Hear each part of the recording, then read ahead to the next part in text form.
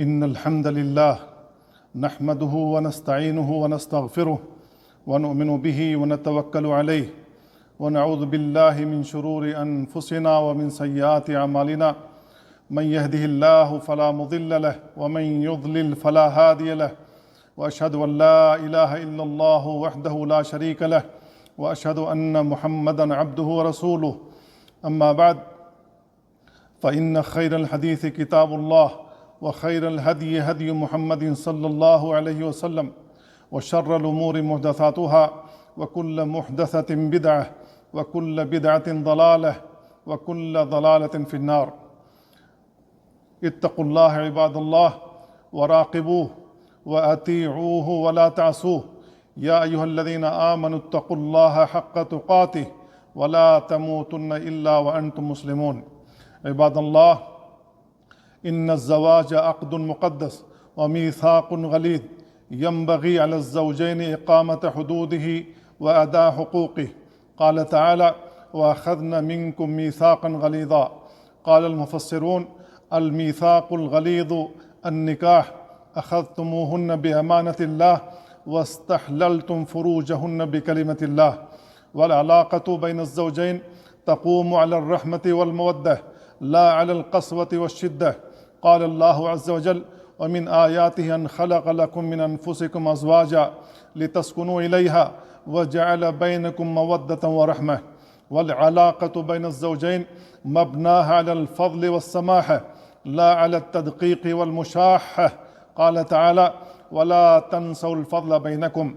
يقول السعدي رحمه الله: وهذا إرشاد عظيم نافع في جميع المعاملات، أنه ينبغي للعبد فيها ألا يستقصي في كل شيء، بل يجعل للفضل محلا، فكم حصل بهذا الفضل خير كثير وأجر كبير وراحة فكر وطمانينة قلب.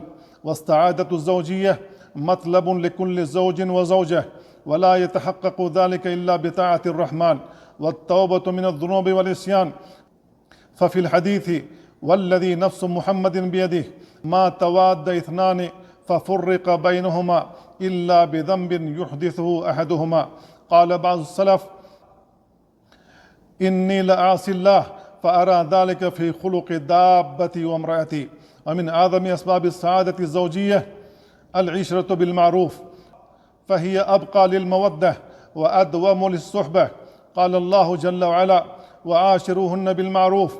قال ابن كثير رحمه الله: أي طيبوا أقوالكم لهن وحسنوا أفعالكم وهيئاتكم كما تحب ذلك منها، فافعل أنت بها مثله، كما قال تعالى: ولهن مثل الذي عليهن بالمعروف. ومن العشرة بالمعروف استعمال الرفق بين الزوجين. قال صلى الله عليه وسلم: إذا أراد الله عز وجل بأهل بيت خيرا أدخل عليهم الرفق. وفي العشرة بالمعروف حسن الأخلاق مع الزوجة. قال صلى الله عليه وسلم: أكمل المؤمنين إيمانا أحسنهم خلقا، وخياركم خياركم لنسائهم خلقا. وفي الحديث الآخر: إن من أكمل المؤمنين إيمانا أحسنهم خلقا وألطفهم بأهله. قال أهل العلم: فيه الحث على معاملة الزوجة بالإحسان إليها وطلاقة الوجه وكف الأذى عنها والصبر على أذاها. وخير الناس من صبر على أهله وأسرته واقتدى بنبيه وقدوته. قال صلى الله عليه وسلم: خيركم خيركم لأهله وأنا خيركم لأهلي. ومن حسن العشرة أن يتعاون الزوجان على مسؤولية البيت والأسرة، فكلكم راع وكلكم مسؤول عن رعيته. سئلت عائشة رضي الله عنها: ما كان النبي صلى الله عليه وسلم يصنع في بيته؟ فقالت: كان يكون في مهنة أهله، تعني خدمة أهله، فإذا حضرت الصلاة خرج إلى الصلاة. ومن العشرة بالمعروف حفظ الأسرار الزوجية، فإن إفشاء الأسرار يهتك الأستار ويعرض الأسرة للأخطار. قال صلى الله عليه وسلم: إن من أشر الناس عند الله منزلة يوم القيامة الرجل يفضي إلى امرأته وتفضي إليه ثم ينشر سرها. ومن حسن العشرة بين الزوجين أن يعمل كل منهما على إزالة أسباب الهم والغم عن الآخر وإدخال السرور عليه. فإن النبي صلى الله عليه وسلم لما أصابه الخوف وخشي على نفسه قالت له زوجته خديجة رضي الله عنها: كلا أبشر فوالله لا يخزيك الله أبدا. ومن حسن العشرة بين الزوجين النفقة على الزوجة واحتساب الأجر في ذلك، وعدم تضييق الزوج على زوجته في النفقة حال الساعة. قال صلى الله عليه وسلم: دينار أنفقته في سبيل الله، ودينار أنفقته في رقبة، ودينار تصدقت به على مسكين، ودينار أنفقته على أهلك، أعظمها أجرا الذي أنفقته على أهلك. وكذلك ينبغي على الزوجة ألا تشق على زوجها فيما لا يقدر عليه.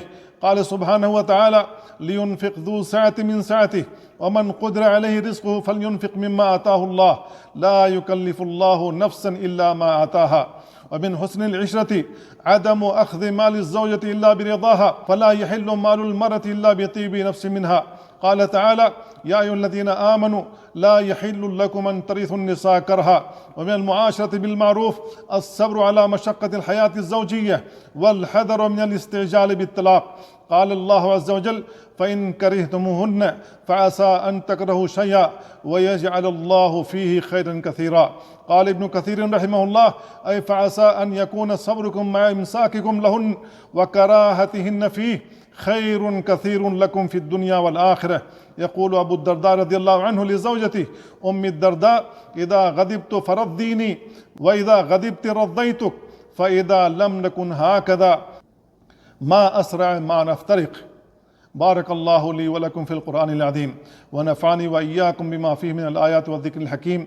أقول قولي هذا وأستغفر الله لي ولكم ولسائر المسلمين من كل ذنب فاستغفروه إنه هو الغفور الرحيم.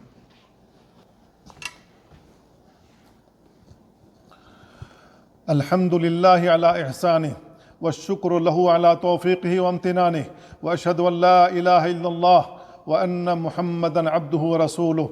أيها المؤمنون، من العشرة بالمعروف بين الزوجين أن يتذكر كل منهما محاسن الآخر ويتغافل عن مساوئه، وبهذا تدوم الصحبة وتستمر المودة.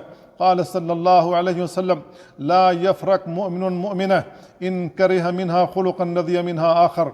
قال الأعمش رحمه الله: التغافل يطفئ شرا كثيرا. ومن العشرة بالمعروف بين الزوجين أن يتزين كل منهما للآخر، فإن العين إذا استحسنت منظرا أوصلته إلى القلب فحصلت المحبة. سئل النبي صلى الله عليه وسلم: أي النساء خير؟ فقال: التي تسره إذا نظر وتطيعه إذا أمر ولا تخالفه في نفسها ومالها بما يكره. يقول ابن عباس رضي الله عنهما: إني أحب أن أتزين للمرأة كما أحب أن تتزين لي، لأن الله يقول: ولهن مثل الذي عليهن بالمعروف. هذا، وصلوا وسلموا على الرحمة المهداة والنعمة المسداة نبيكم محمد رسول الله، فقد أمركم بذلك ربكم في محكم تنزيله، فقال وهو الصادق في قيله: إن الله وملائكته يصلون على النبي يا أيها الذين آمنوا صلوا عليه وسلموا تسليما. اللهم صل وسلم وزد وبارك على نبيك محمد صلى الله عليه وسلم. اللهم احشرنا في زمرته وأدخلنا في شفاعته وأحينا على سنته وتوفنا على ملته وأورثنا علمه وأورثنا حوضه وأسقنا بكاسه شربة لا نظمأ بعدها أبدا، وارزقنا مرافقته في الفردوس الأعلى. اللهم ارض عن الخلفاء الراشدين أبي بكر وعمر وعثمان وعلي، وعن الصحابة أجمعين ومن تبعهم بإحسان إلى يوم الدين. اللهم أعز الإسلام والمسلمين، اللهم أعز الإسلام والمسلمين وأذل الشرك والمشركين. اللهم فرج هم المهمومين ونفس كرب المكروبين واقض الدين عن المدينين واشف مرضانا ومرضى المسلمين. اللهم آمنا في أوطاننا وأصلح أئمتنا وولاة أمورنا ووفق ولي أمرنا وولي عهده لما تحب وترضى، وخذ بناصيتهما للبر والتقوى. ربنا آتنا في الدنيا حسنة وفي الآخرة حسنة وقنا عذاب النار. عباد الله، إن الله يأمر بالعدل والإحسان وإيتاء ذي القربى وينهى عن الفحشاء والمنكر والبغي يعظكم لعلكم تذكرون. فاذكروا الله يذكركم واشكروه على نعمه يزدكم ولذكر الله أكبر والله يعلم ما تصنعون.